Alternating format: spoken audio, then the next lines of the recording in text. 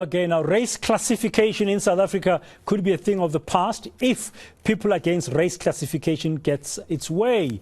The National Council of Provinces has resolved that there should be a debate on how to fast-track recognition of South African natives and their identities. This follows a petition by people against race classification demanding that the government should get rid of the use of the word coloured. Well, for more on this, I'm joined now by Glen Snyman, the leader of people against race classification. Mr. Snyman, good afternoon. Welcome again to Today here on ENCA. What is wrong with coloured?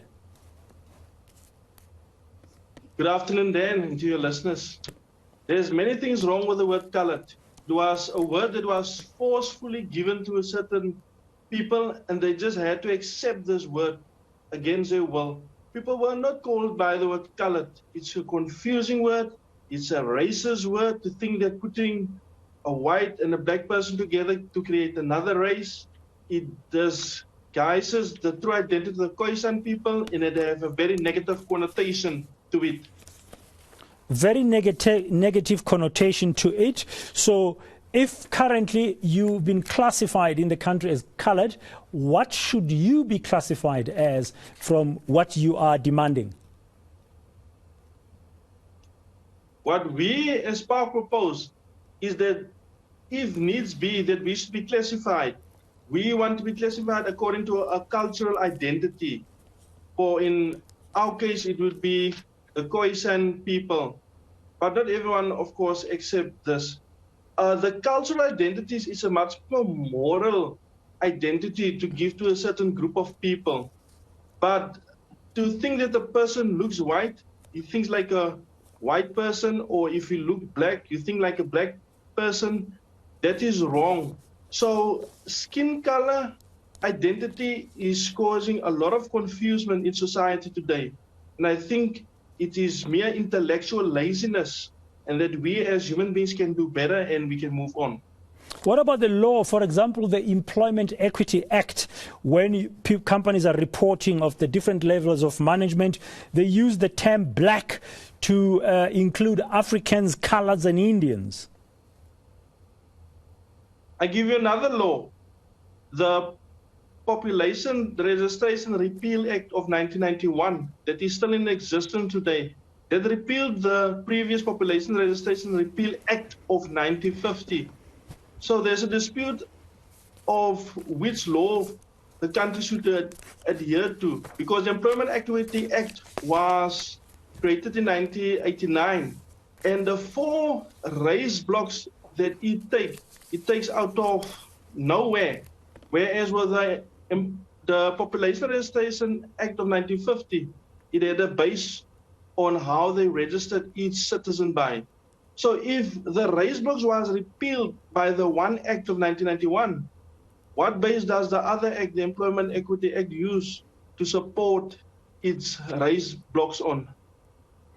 So you've mentioned that, so that law should act. You've seen the response. You've got a letter that you've received now in September from the National Council of Provinces with their resolution. Are you satisfied with what the National Council of Provinces is proposing here is the way forward?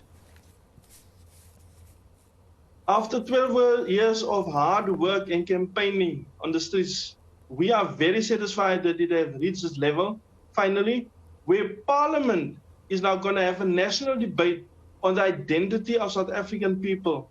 So what we feel is that accurate identification of people is necessary, and that we shouldn't assume someone's identity or force an identity on someone what a certain people or a certain BE policy expects a person to be. The only thing that these policies are good for is for job reservation for certain people and to discriminate against other people.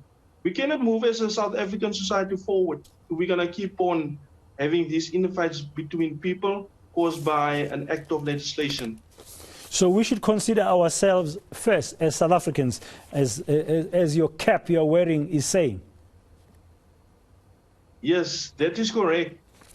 People also still feel the need to have their cultural customs to live by it. That is personal. and government shouldn't interfere with it. But as a nation, we should all be South Africans, equal under the law, and be proud of it. Yeah, it's easier said than done. I mean, we're battling with social cohesion currently, but you are looking at the law, and if the law changes, for example, if those sections of the Employment Equity Act that classify people as Africans, colored Indians as blacks, but in other circumstances, the so-called colored people, Indian people, will not be considered to be black, depending on the circumstances, as you say. It's like the law, you're looking to the law to enable social cohesion.